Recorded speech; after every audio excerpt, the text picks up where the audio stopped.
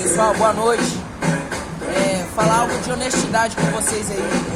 Vim ontem, mais ou menos nesse horário. Desculpa o fundo aí que tá tendo um negócio ali de apresentação ali na inauguração, né?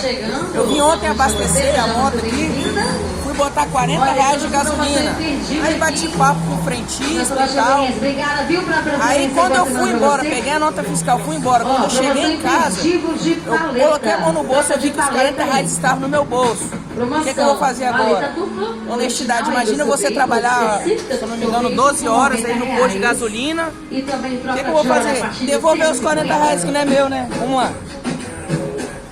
Abastecer o veículo também a partir de R$50. Vai ganhar um brinde, hein?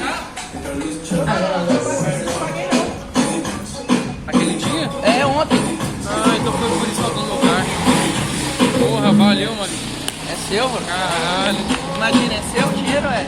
Cheguei em casa, puxei aqui, rapaz, não paguei o camarada que batendo papo. Caralho, valeu. Valeu.